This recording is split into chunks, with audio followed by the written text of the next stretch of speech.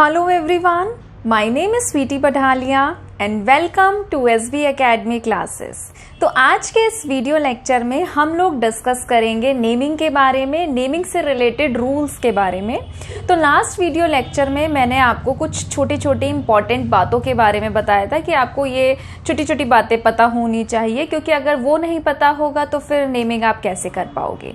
तो जिन भी बच्चों ने लास्ट प्रीवियस वीडियो नहीं देखा है वो पहले प्रीवियस वीडियो देख कर आए, उसके बाद यहाँ से स्टार्ट करें। ठीक है, रूल स्टार्ट करने से पहले मैं एक छोटी सी बात जो आई थिंक मैं लास्ट वीडियो लेक्चर में बताना भूल गई थी या रह गया था, वो आज डिस्कस कर लेती हूँ। उसके बाद एक एक करके हम लोग रूल्स को स्टार्ट करते हैं। ठीक है, तो देखिए, अगर बाय चांस आपके पास स्ट्रेट कार्बन चेन है, ठीक है, अगर आपके पास स्ट्रेट कार्बन चेन आ जाती है तो वहां पे हम यूज करते हैं, अब ये अगर आप ध्यान से देखो तो ये क्या है, स्ट्रेट चेन है, नॉर्मल चेन है ना।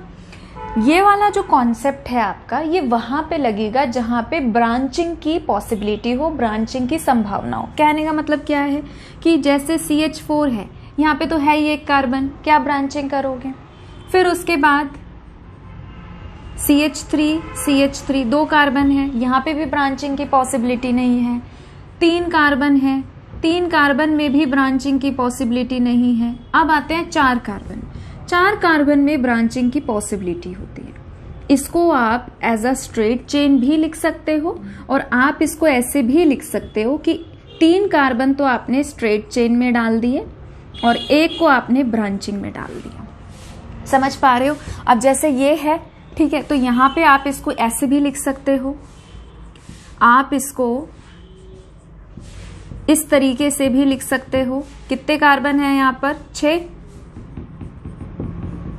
आप इसको ऐसे भी लिख सकते हो,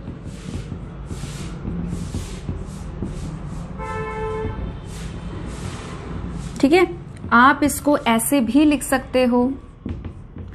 तो बहुत सारी पॉसिबिलिटीज हैं हमारे पास। मैं इन सब के आइसोमर्स बना रही हूं। तो मैं क्या कहना चाह रही हूँ कि जो बात मैं आपको स्ट्रेट चेन या ब्रांचिंग का बताऊंगी वो आपके उनके लिए शुरू होंगे जो 4 या मोर देन 4 कार्बन एटम्स जब आते हैं, क्योंकि 1, 2 और 3 कार्बन एटम आने पे ब्रांचिंग की तो पॉसिबिलिटी होती ही नहीं। तो वहां पे आपको ब्रांचिंग या नॉर्मल चेन जैसा कॉन्सेप्ट लेके टेंशन लेने की जरूरत नहीं है। आपको जो सोचना है वो वहां उन कंपाउंड के लिए सोचना है जहां पे वैरायटी ऑफ स्ट्रक्चर्स बनने की संभावना होती है, पॉसिबिलिटी होती है। ठीक है, आई थिंक आपको समझ में आ गया होगा कि मैं क्या कहना चाह रही हूँ। जिनमें ब्रांचिंग की पॉसिबिलिटी नहीं है उनके लिए टेंशन नहीं लेनी है, उनका तो जो नाम होता है नॉर्मली आपको वो लिखना है। ठीक है, तो अगर देखो ये वाला जो कंपाउंड है ये स्ट्रेट भी लिखा जा सकता है और ये ब्रांचिंग में भी लिखा जा सकता है। तो क्योंकि अभी इस टाइम ये क्या है, स्ट्रेट चेन है, तो मैं इसको लिखूंगी N और कितने कार्बन है टोटल, 6 कार्बन है, उसके लिए लिखूंगी हेक्स। मैंने आपको बताया था 6 कार्बन के लिए हेक्स लिखते हैं। And for single bond we will write N। So ये क्या बन जाएगा, N हेक्सेन। N का मतलब होता है नॉर्मल चेन। हम बताते हैं कि भाई देखो ये क्या है, नॉर्मल चेन है। क्लियर है। ठीक है, अब देखो ये तो हो गया नॉर्मल चेन। ठीक है, कि एक कार्बन ऐसे बिल्कुल इसके साथ, फिर ये कार्बन इसके साथ, फिर ये कार्बन इसके साथ, ऐसे स्ट्रेट चेन में अरेंज्ड है। मान लीजिए आपके पास एक कार्बन है, वो स्ट्रेट चेन में तो है ही है अटैच्ड, साथ ही साथ उसके बॉन्ड 2 अदर कार्बन के साथ जुड़े हुए हैं। समझ में आया। ठीक है, तो अब देखिए एक पॉसिबिलिटी तो होती है ये कि वो कार्बन 2 अदर कार्बन के साथ जुड़ा हुआ है और यहाँ पे भी मैंने यही बना दी। इसको देखना है, ये हमारा सेंटर ऑफ अट्रैक्शन रहेगा। मैं इसको समझाने की कोशिश कर रही हूँ। ऐसा भी हो सकता है कि जो कार्बन अदर 2 कार्बन के साथ जुड़ा हुआ है उस पर सेम ग्रुप हो, CH3 ऐसा भी हो सकता है कि ये जो कार्बन है इस पर C2H5 हो। मतलब यहाँ पे हम सेम ग्रुप की बात कर रहे हैं कि सेम ग्रुप, और यहाँ पे हम बात करेंगे डिफरेंट ग्रुप की। ठीक है, कि यहाँ पे आपका मान लो एक है CH3 और एक है आपका C2H5। यहाँ डिफरेंट ग्रुप है और यहाँ सेम ग्रुप है। जब हमारे पास ऐसा कार्बन, पहले तो ये चीज समझ लो कि जब आपका एक कार्बन, ठीक है, 2 अदर कार्बन के साथ जुड़ा हुआ होता है तो उसे हम सेकेंडरी कहते हैं। उसको हम क्या कहते हैं? सेकेंडरी।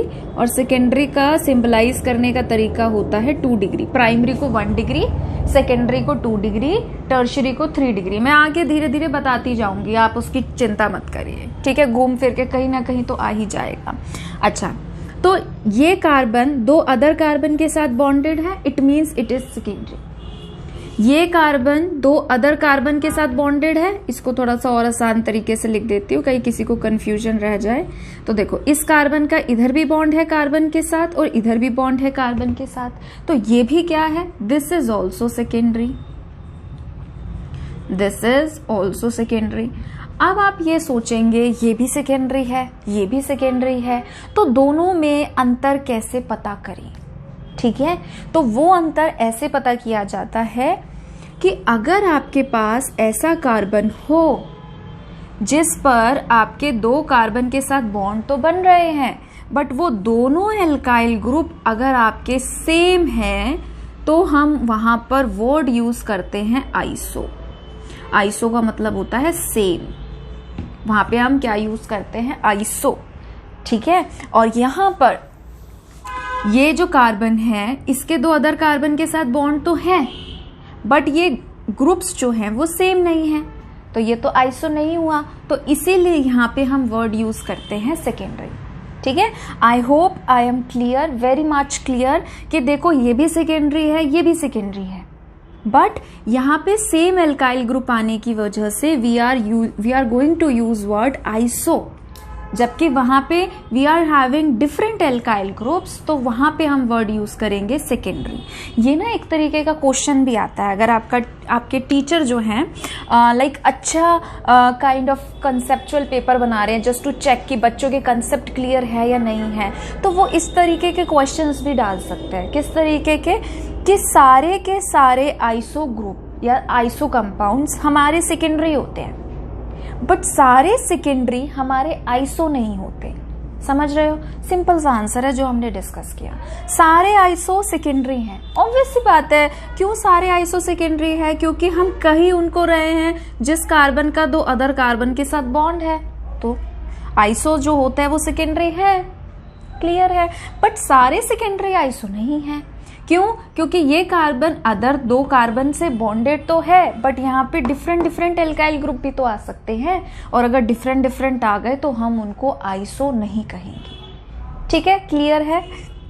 इसी तरीके से जैसे ये हो गया, हमारे पास एक होता है टर्शरी। टर्शरी का मतलब अब मैं बता ही देती हूँ आपको, है ना। जैसे देखो ये कार्बन है, इस कार्बन का एक ही कार्बन के साथ बॉन्ड है, तो it is primary. It is primary, ये वाला, इसकी बात कर रही हूं मैं। इस कार्बन का 2 कार्बन के साथ बॉन्ड है, देखो यहाँ पे भी है, यहाँ पे भी है, तो दिस इज सेकेंडरी।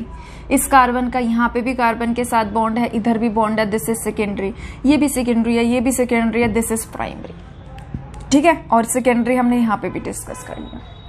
अब आगे आते हैं, एक होता है बेटा टर्शरी। टर्शरी का मतलब होता है कि आपके पास एक कार्बन का अदर 3 कार्बन के साथ बॉन्ड है।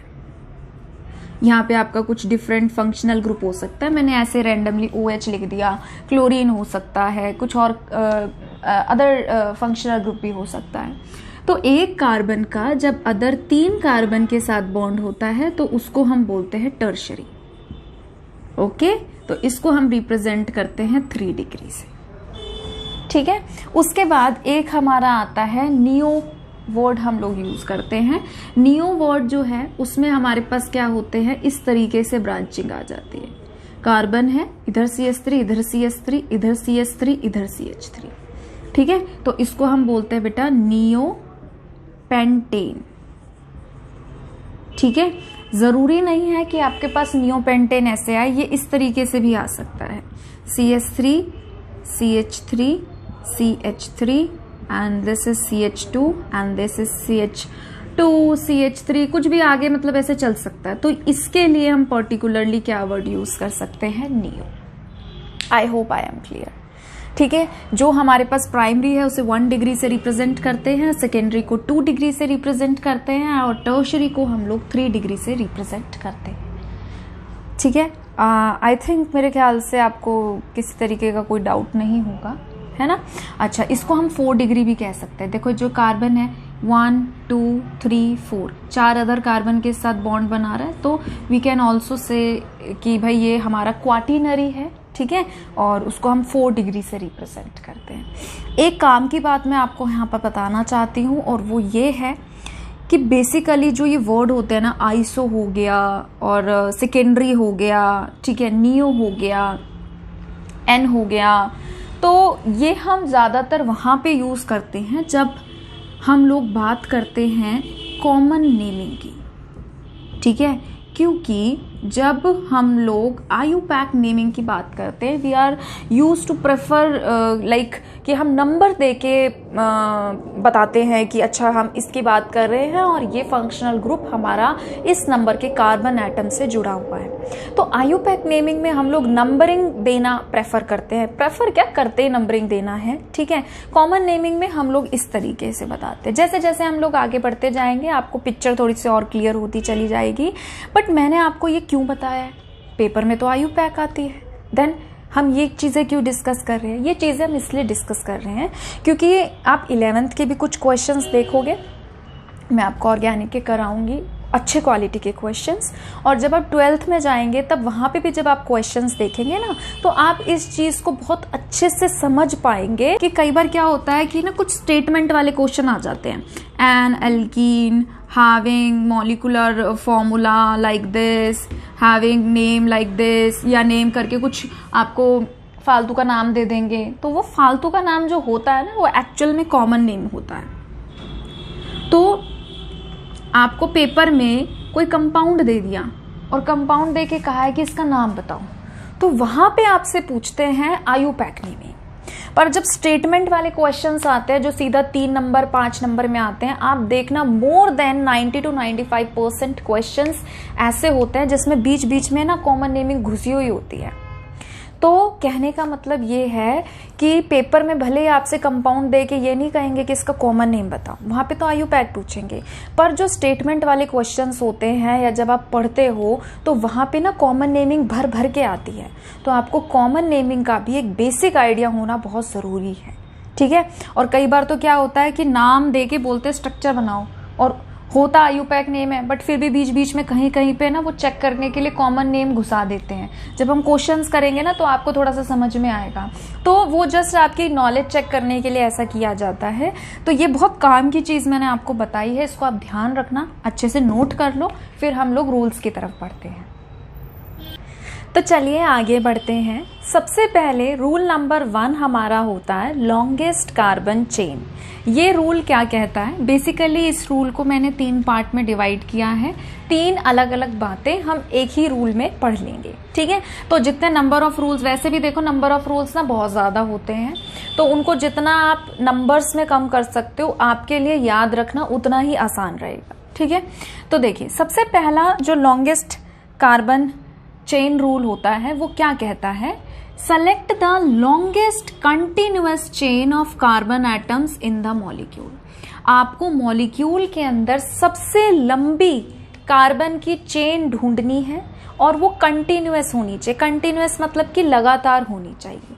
जैसे कि फॉर एग्जाम्पल आपके पास है carbon carbon carbon carbon carbon carbon CH3 and इधर लगा देते हैं CH3, ठीक है। कार्बन की टेट्रावेलेंसी पूरी कर देंगे, कार्बन 4 बॉन्ड बनाता है, जरूरत के हिसाब से हाइड्रोजन लगा देंगे। फॉर एग्जाम्पल हमारे पास ये कंपाउंड है या फिर ये मॉलिक्यूल है 1 2 3 4। क्या हम इस कार्बन को ले सकते हैं चेन को, क्योंकि इसमें तो 4 आ रहे हैं। चेक करते हैं क्या कोई और पॉसिबिलिटी है। 1 2 3 4 5 6 1 2 3 1 2 3 4 5 1 2 3 4 5 6। तो अगर हम ध्यान से देखें 1 2 3 4 5 6 1 2 3 4 5 6, या तो ये आप ले सकते हैं या फिर आप इसको ले सकते हैं, क्लियर है?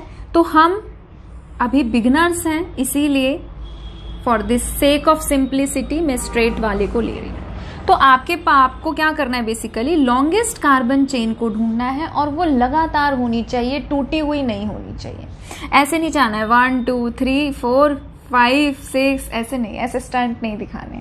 क्लियर है?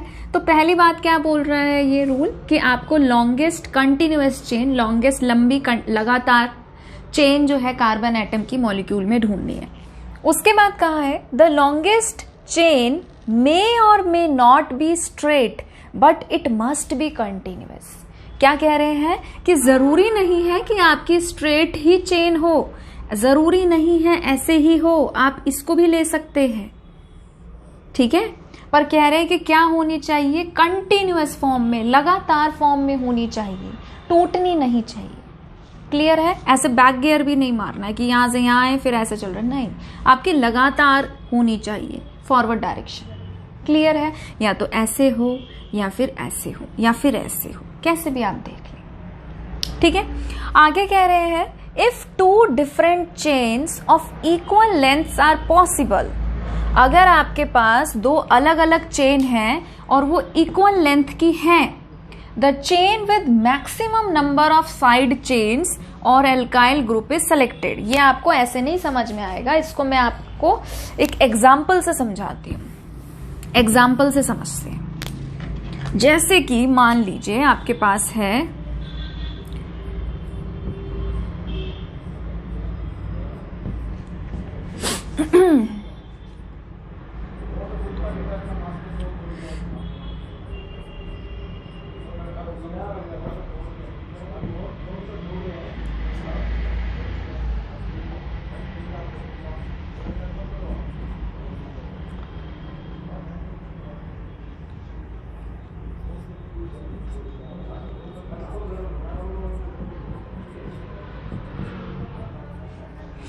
ठीक है, इसी एग्जाम्पल को मैं दोबारा लिख रही हूं क्योंकि मुझे इसी में ही आपको दो पॉसिबिलिटीज समझानी है।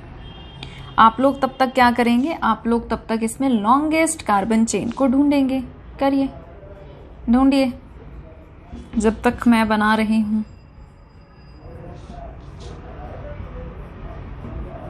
चलिए, सबसे लंबी कार्बन चेन ढूंढिए, कितने कार्बन की बन रही है बताओ। मेरी अंतरात्मा कह रही है कि आप लोग 7 कर रहे हैं। हम 1 2 3 4 5 6 7, तो किसी बच्चे ने इस चेन को ढूंढा होगा, नो डाउट, और किसी बच्चे ने इस चेन को ढूंढा होगा।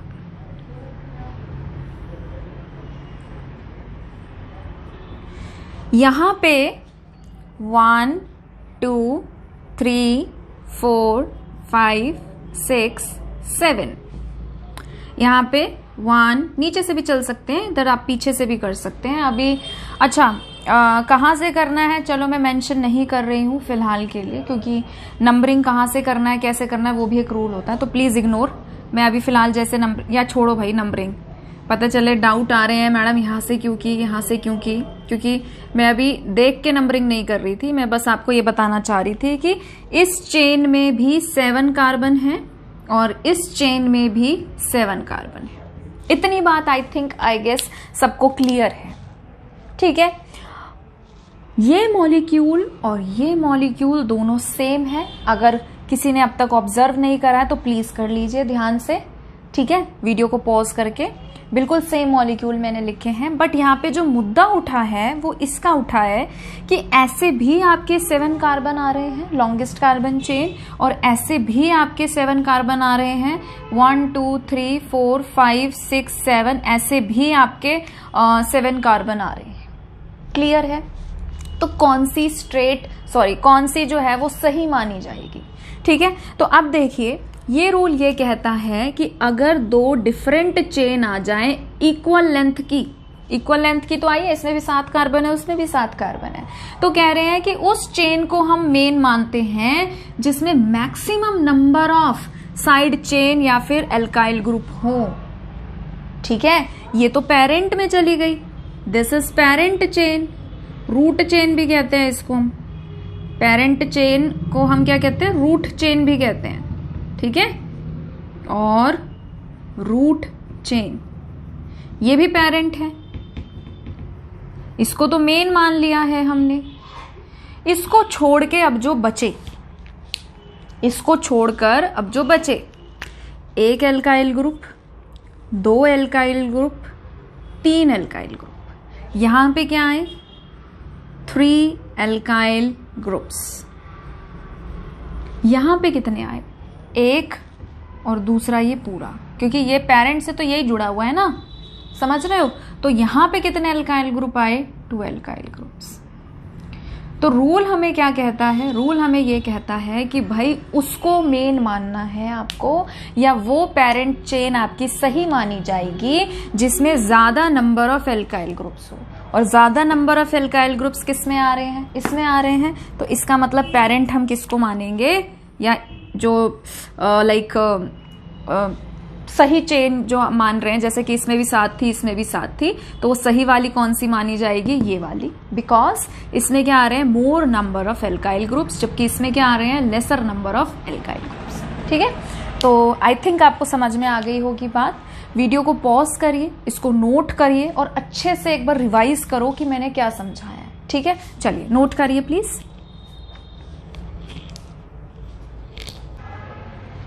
नेक्स्ट रूल है हमारा पोजीशन ऑफ द सब्स्टिट्यूएंट। इसे हम position of the side group भी कह सकते हैं, मतलब उन ग्रुप्स को पोजीशन या नंबर देना जो पेरेंट चेन का हिस्सा नहीं है। ठीक है, तो ये क्या कह रहे हैं, ये कह रहे हैं number the carbon atoms of the parent chain. Parent chain के जो कार्बन एटम हैं उनको नंबर देते हैं हम as 1, 2, 3 etcetera, starting from the end which gives the lower number to the carbon atom carrying the substituent। मतलब numbering इस हिसाब से करनी है कि जिस कार्बन पर सब्स्टिट्यूएंट है या साइड ग्रुप है उस कार्बन को कम से कम नंबर मिले। फॉर एग्जाम्पल, जैसे कि आपके पास चेन है ये कार्बन की, ठीक है, यहां पे आपका जुड़ा हुआ है ग्रुप। अब 2 पॉसिबिलिटीज हैं, क्या कि एक तो हम इसकी नंबरिंग ऐसे करें और एक पॉसिबिलिटी ये है कि इसकी नंबरिंग हम ऐसे करें। तो कह रहे हैं कि आपको नंबरिंग इस तरीके से करनी है कि आपका ग्रुप जिस कार्बन से जुड़ा हुआ है उस कार्बन को कम से कम नंबर मिले। यहां पे क्या नंबर मिल रहा है, 4, जबकि यहां पे क्या नंबर मिल रहा है, 2। जो आपका साइड ग्रुप है वो जिस कार्बन से जुड़ा है उसे कौन सा नंबर मिला है, उधर से नंबरिंग करने पर 2, जबकि यहां से क्या, इधर से करने पे क्या मिला है, 4। तो कहां पे कम नंबर मिला है, वहां पे। तो किस तरीके की नंबरिंग जो है वो सही मानी जाएगी, उस साइड की। कंपाउंड, या ये रटना नहीं है, ठीक है, कंपाउंड को देख के डिसाइड करते हैं हम। कंपाउंड को देख के डिसाइड किया जाता है कि नंबरिंग कहां से होगी। फॉर एग्जाम्पल, अगर यही हैलोजन यहां होता, मैं बस उसको थोड़ा सा उल्टा करके लिख रही हूं। फॉर एग्जाम्पल, जैसे कि ये इधर होता तो नंबरिंग यहां से करते, ठीक है, क्योंकि इधर से नंबरिंग करते तो इस कार्बन को नंबर 2 मिलता। उसी को मैंने ऐसे घुमा के लिख दिया तो वहां से नंबरिंग करी। समझ पा रहे हो, ठीक है। अब जैसे कि 1-2 एग्जाम्पल और देख लेते हैं, ठीक है। तो इसी में मैं थोड़ी सी नंबरिंग नेमिंग भी बता दूं आपको, है ना, साथ साथ प्रैक्टिस भी होती जाएगी।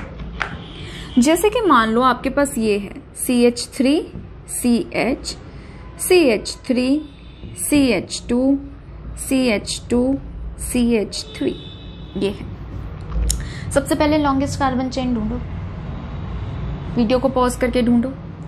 1 2 3 4 5, 1 2 3, 1 2 3 4 5। या तो बेटा इसको ले लो या आप इसको ले लो, जिसकी आपकी इच्छा है। तो मैं तो इसीलिए सीधी ले रही हूँ क्योंकि देखो मैं सिखाऊं उन बच्चों को रही हूँ जिन्हें नेमिंग नहीं आती, तो आसान तरीके से समझाऊंगी ना, मुश्किल करके तो नहीं समझाऊंगी। तो नंबरिंग कर दूं। अब देखो यहां से करूंगी अगर 1 2, तो जो मेरा साइड ग्रुप है उस वाले कार्बन को 2 मिलेगा। यहां से करूंगी तो क्या मिलेगा, 4। ठीक है, तो मैंने यहां से नंबरिंग करी 1 2 3 4 5। तो जब भी नेमिंग की जाती है तो नेमिंग में सबसे पहले हम उनको लिखते हैं जो हमारे साइड ग्रुप होते हैं, ठीक है, पेरेंट चेन का जो हिस्सा नहीं है। अब ये तो बेटा पेरेंट चेन का हिस्सा है, तो कौन है जो पेरेंट चेन का हिस्सा नहीं है? ये वाला ग्रुप। और CH3 मैंने आपको पिछले वाले वीडियो लेक्चर में बताया था, CH3 को क्या कहते हैं? मिथाइल। तो ये कौन से कार्बन से जुड़ा हुआ है? सेकेंड नंबर के कार्बन से। तो मैं इसको लिखूंगी कि ये सेकेंड नंबर के कार्बन से जुड़ा हुआ है, ठीक है। अब सेकेंड नंबर के कार्बन से क्या जुड़ा हुआ है? CH3। CH3 को क्या कहते हैं? मिथाइल। क्या कहते हैं? मिथाइल, ठीक है। उसके बाद पेरेंट चेन में कितने कार्बन हैं? पेरेंट चेन में आपके पास कितने हैं? 5 कार्बन। 5 कार्बन जब होते हैं तो हम वर्ड रूट क्या यूज करते हैं? पेंट। क्या यूज करते हैं? पेंट। और सारे के सारे कार्बन आपस में सिंगली बॉन्डेड हैं, तो हम लोग क्या यूज करेंगे? एन। तो क्या नाम बन गया इसका? 2 मिथाइल पेंटीन, ठीक है। अगर कोई बच्चा ऐसा है जिसको नहीं पता है तो आप ये बातें नोट कर लीजिए। हमेशा आपका पहला लेटर, फर्स्ट लेटर आपका कैपिटल होना चाहिए नेमिंग में। फर्स्ट लेटर आपका कैसा होना चाहिए? कैपिटल।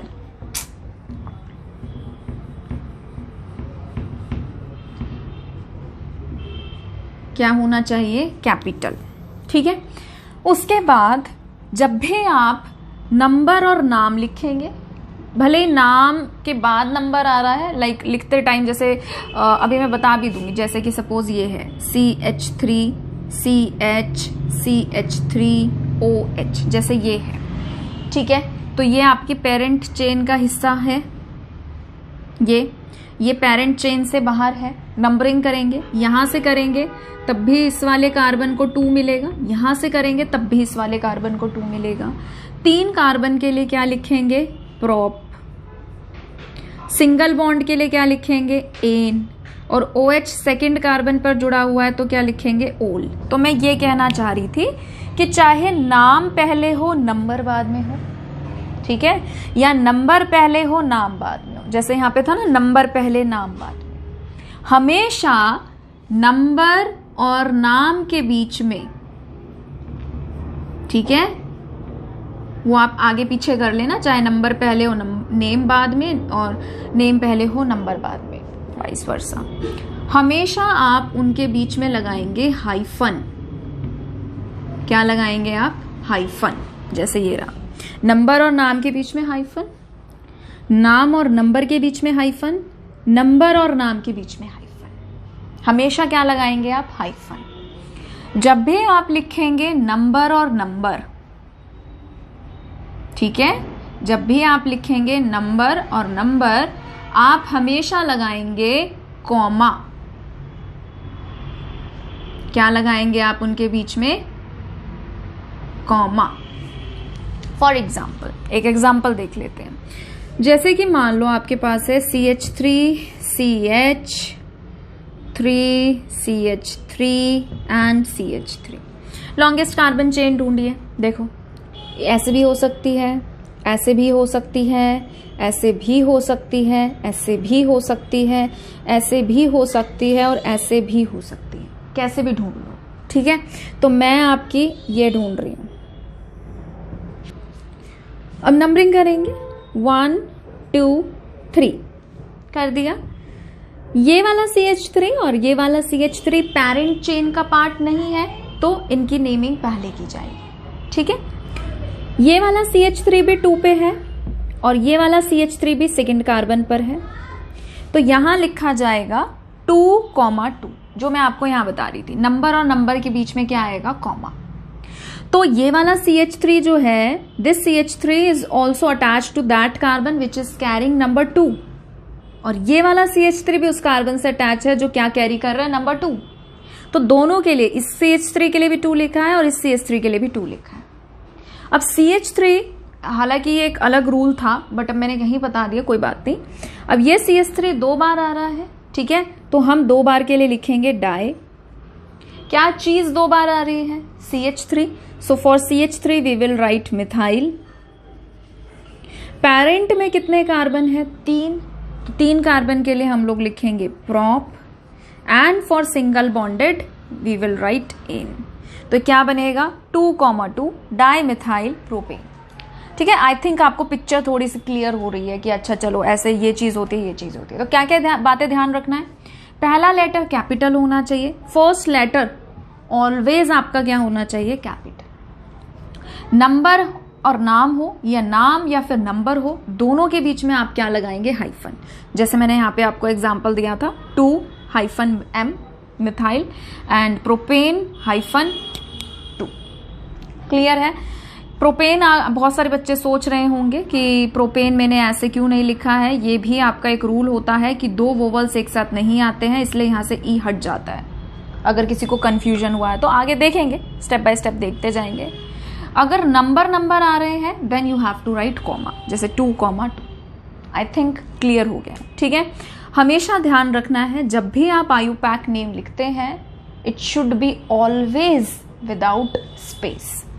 हमेशा आपका आयुपैक नेम जो है वो क्या होना चाहिए, विदाउट स्पेस. मतलब आपको कोई भी स्पेस नहीं देना है, कंटिन्यूएशन में आपको सब कुछ लिखना है.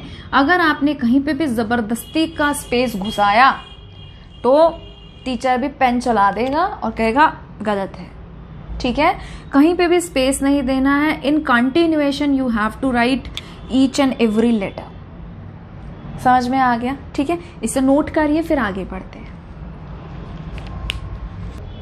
आगे बढ़ते हैं. अब हम लोग देखेंगे थर्ड रूल के बारे में, जिसका नाम है लोएस्ट सेट ऑफ लोकेंट्स.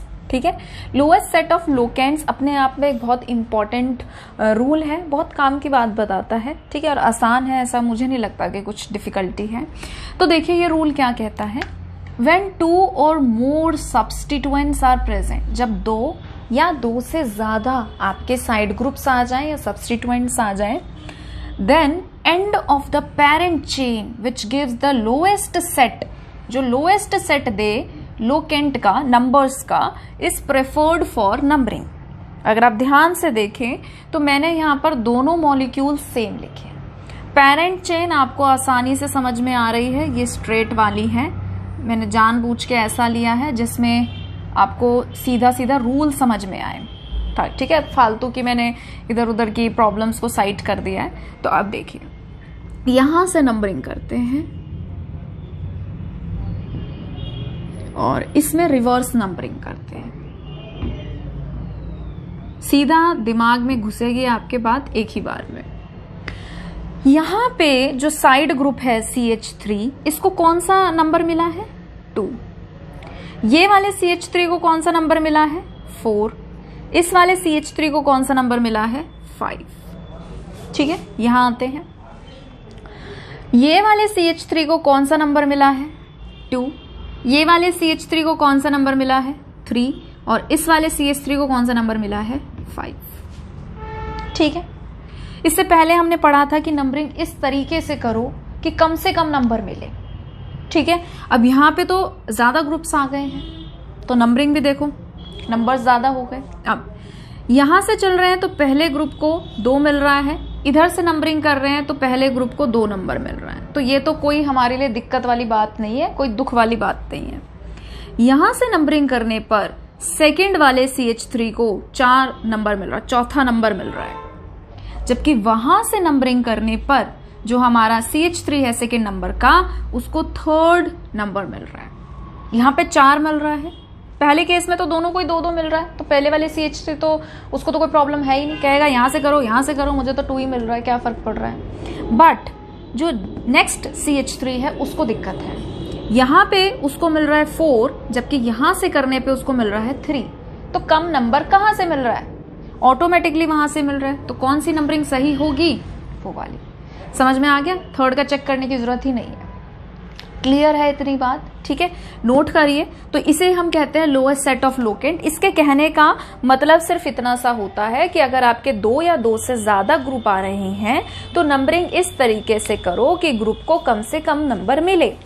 यहां से और यहां से करने पे पहले ग्रुप को 2 ही मिल रहा था, बट यहां से करने पे नेक्स्ट वाले को 3 मिल रहा है, जबकि यहां से करने पे नेक्स्ट वाले को 4 मिल रहा है. तो हम इस नंबरिंग को सही मानेंगे, इस नंबरिंग को हम गलत मानेंगे. क्लियर है? ठीक है, नोट करिए। ठीक है, एक एग्जाम्पल हम लोग और देखते हैं। मुझे लगा कि भाई कुछ बच्चे होंगे जिनको शायद दिक्कत हो, तो देख लेते हैं। नंबरिंग करिए, यहाँ से पता तो चल ही रहा है यही पेरेंट है, सबसे ज़्यादा कार्बन, तो लॉन्गेस्ट कार्बन चेन इसी में आ रहे हैं। ठीक है, तो उस पर टाइम वेस्ट नहीं करेंगे और सीधा नंबरिंग करके बात समझेंगे। ठीक है, सेम कंपाउंड है, सेम लॉन्गेस्ट चेन है, नंबरिंग अलग तरीके से की है। अब देखो, इधर से नंबरिंग जब कर रहे हैं, ठीक है, तो देखो यहां से जब नंबरिंग कर रहे हैं तो इस CH3 को कौन सा नंबर मिला? 3। इस वाले CH3 को कौन सा नंबर मिला? 4। इस वाले CH3 को कौन सा नंबर मिला? 9। यहां से जब नंबरिंग किया तो CH3 को कौन सा नंबर मिला? 2। इस CH3 को कौन सा नंबर मिला? 7। इस CH3 को कौन सा नंबर मिला? 8। यहाँ तो पहले वाला CH3 दुख का कारण बन गया है। ठीक है, दिक्कत दे रहा है। पहले CH3 को मिला है इस वाली नंबरिंग से 3, जबकि इधर वाली नंबरिंग से CH3 को मिला है 2।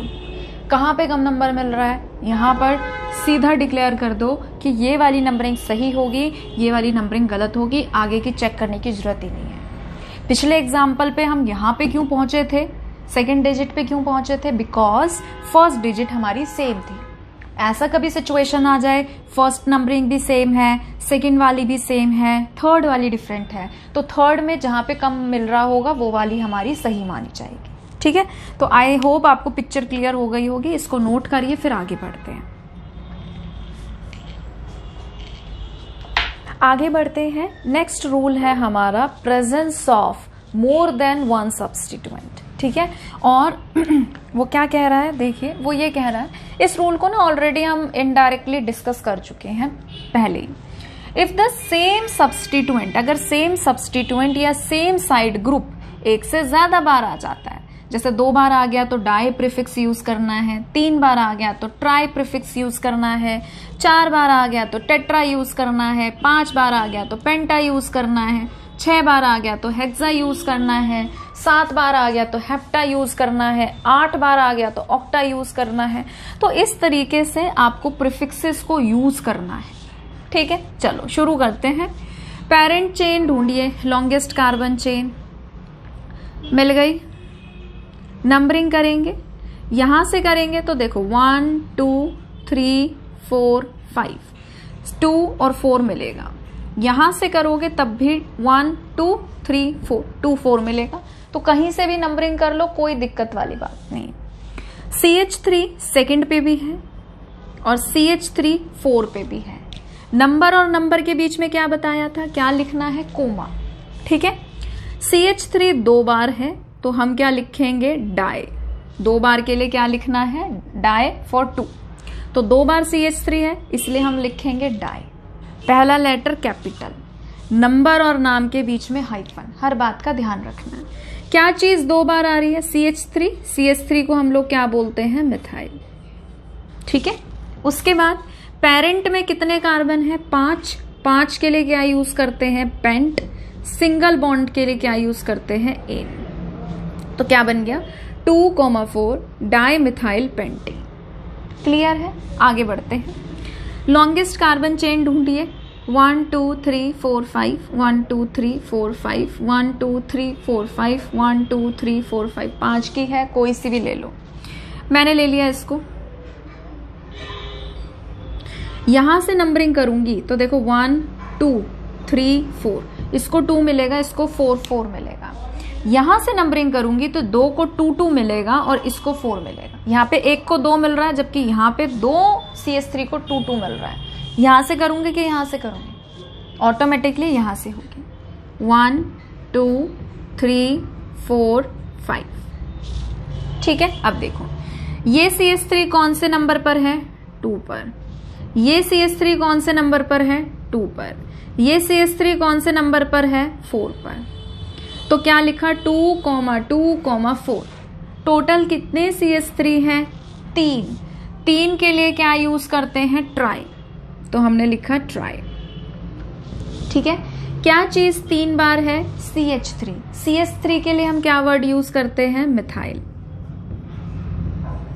ठीक है, पहला लेटर कैपिटल लिखना है, नंबर के बीच में कॉमा, नंबर नाम के बीच में हाइफन, ऑलवेज रिमेंबर। ठीक है, कॉन्टिन्यूएशन में लिखना होता है नाम विदाउट एनी स्पेस, ये अलग कंपाउंड है। ठीक है, उसके बाद 5 कार्बन के लिए क्या ये लिखेंगे हम लोग? पेंट।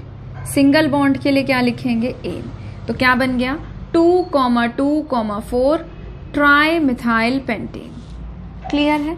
आगे बढ़ते हैं। नेक्स्ट, यहां से नंबरिंग करिए, 2, 4, 6 मिलेगा, वहां से करिए 2, 4, 6 मिलेगा। डजंट मैटर, कहीं से भी नंबरिंग कर लो, सेम ही सीक्वेंस बैठेगा। ठीक है, अब देखिए, ये CH3 कौन से कार्बन पर है? 2 पे। ये CH3 कौन से कार्बन पे है? 4 पे। ये CH3 कौन से कार्बन पर है? 6 पे। CH3 टोटल कितनी बार है? 3 बार। 3 बार के लिए क्या लिखेंगे? ट्राई। क्या चीज 3 बार है? CH3। CH3 के लिए क्या लिखा जाता है? मिथाइल। ठीक है, पैरेंट में कितने कार्बन है? 7 कार्बन के लिए हम लोग क्या यूज करते हैं? हेप्ट। और सिंगल बॉन्ड के लिए क्या यूज करते हैं? एन। तो क्या नाम बन गया? 2,4,6 ट्राई मिथाइल हेप्टेन। ठीक है, आई होप आपको समझ में आ रहा होगा। ठीक है, तो प्लीज इसे वीडियो को पॉज करिए और इसको नोट करिए। तो आज के लिए इतना ही। अगर आप लोगों को ये वीडियो पसंद आया है तो प्लीज इसे लाइक करिए, शेयर करिए, चैनल को सब्सक्राइब करिए। जल्दी मिलेंगे एक नई वीडियो के साथ। अपना ध्यान रखिए। Thank you.